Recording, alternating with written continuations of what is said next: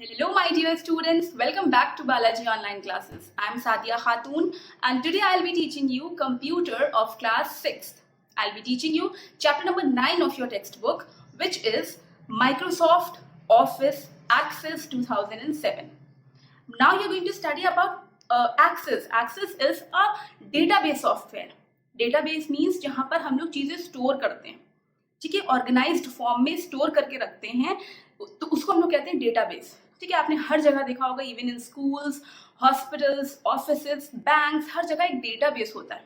ठीक है, तो माइक्रोसॉफ्ट की तरफ से ये MS एक्सेस नाम का डेटाबेस ऑफर किया जाता है। There are many other database software packages like Oracle या MySQL, SQL सर्वर, इस टाइप से बहुत सारे अलग अलग सॉफ्टवेयर पैकेजेस होते हैं। बट आपको जो डेटाबेस पैकेज पढ़ना है, डेटाबेस सॉफ्टवेयर पढ़ना है, वो है MS एक्सेस 2007। ठीक है, उसका यूज करके हम लोग क्या कर सकते हैं, डेटाबेस को स्टोर करते हैं, पहली बात, फर्स्ट थिंग, एंड देन उसको ऑर्गेनाइज्ड फॉर्म में रखना। फिर उसमें से अगर डेटा रिट्रीव करना है, रिट्रीव मीन्स अगर जब हमें जरूरत है, एज पर आवर नीड, जब भी हमें चाहिए तो हम उसमें से डेटा को रिट्रीव कर सकें, ले सकें।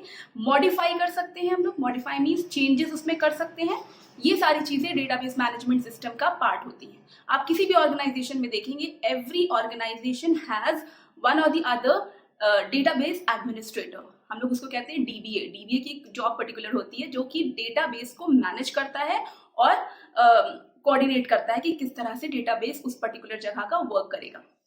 So this was about a database. Now if you have to open Microsoft Access, then what are the things that you are going to see?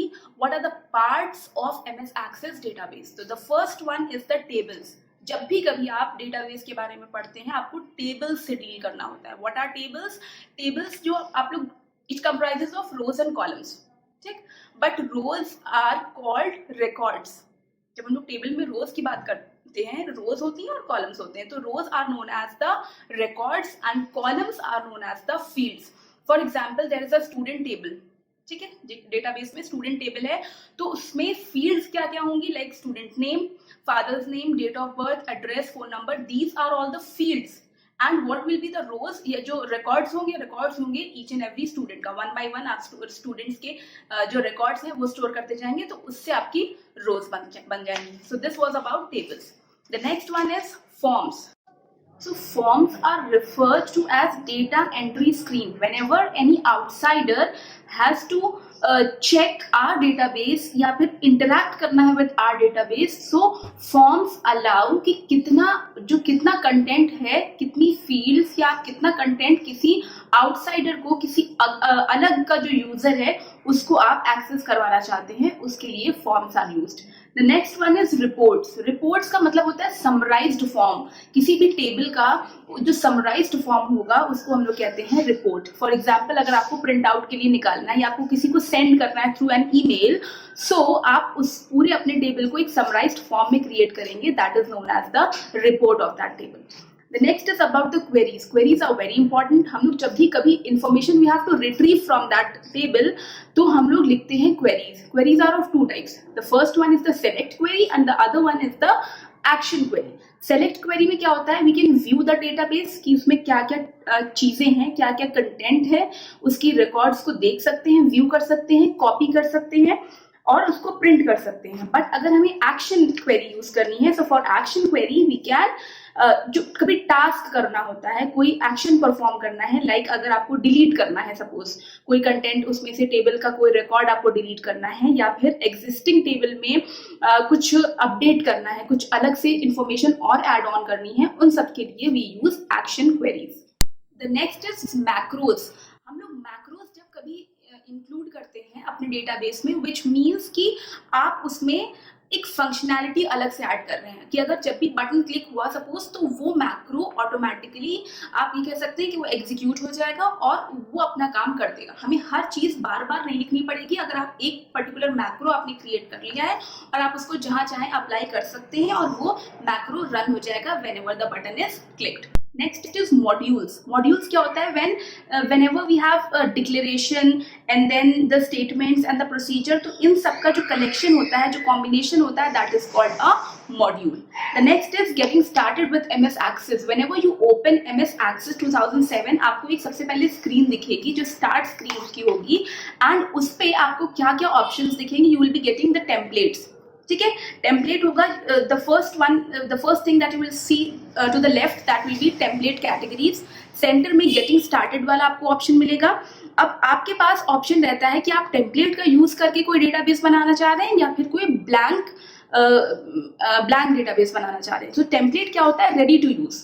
Means आपके पास पहले से प्रिपेयर किया हुआ एक बना होता है स्ट्रक्चर, एंड आप उसको यूज करते हो एंड अपने अकॉर्डिंग मॉडिफाई कर सकते हो. That is called a template. आप लोगों ने मैसेजेस में भी देखा होगा, आपके इनबॉक्स में बहुत सारे टेम्पलेट्स ऑलरेडी होते हैं. आप अगर जल्दी में है, you are in a meeting और आप जल्दी से कॉल आप नहीं रिसीव कर सकते हैं, तो आप रिप्लाई बैक कर सकते हैं विद अ मैसेज. वो सब टेम्पलेट्स ऑलरेडी रिटन है कि I am in a meeting या फिर कॉल यू लेटर. इस टाइप से टेम्पलेट्स बहुत सारे होते हैं. इसी तरह एमएस एक्सेस भी आपको टेम्पलेट देता है, विच मीन्स कि टेबल का स्ट्रक्चर आपको ऑलरेडी बना हुआ मिलेगा. So whenever you have to create a database using a template, तो उसके लिए आपको क्या करना है? You have to first of all select the template.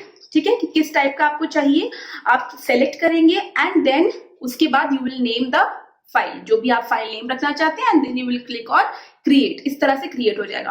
अब वो रिकॉर्ड्स जो ऑलरेडी उसमें बने हुए होंगे बाय डिफॉल्ट, आप उनको डिलीट करते जाएंगे और अपना न्यू रिकॉर्ड्स आप टाइप करके ऐड करते जाएंगे. So this is the procedure of making a database, creating a database using a template. The next method is to create a database which is a blank one. मतलब template का use करके नहीं बनाना है. You have to create a blank database. For that आप getting started पर जाएंगे. Middle में होता है गेटिंग स्टार्टेड, आप उस पर जाएंगे, and then you will click on blank database. Then you will name that database. File name box में जाके आप उसका फाइल नेम लिखेंगे, and then you will click on create.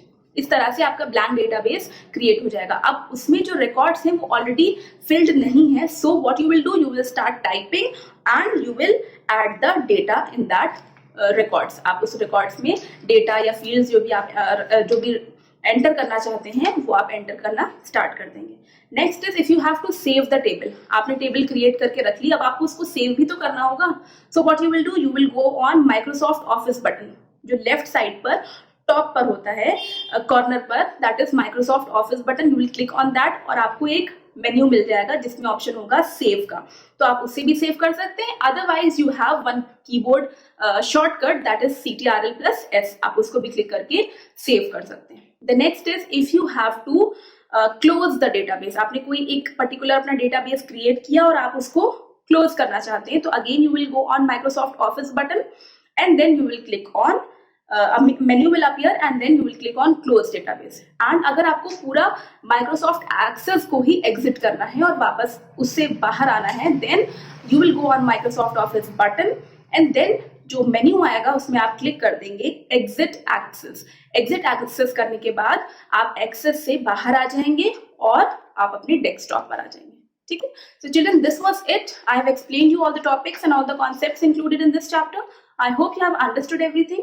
If there is any doubt or any confusion, you can ask me in the live class. I'll explain you there.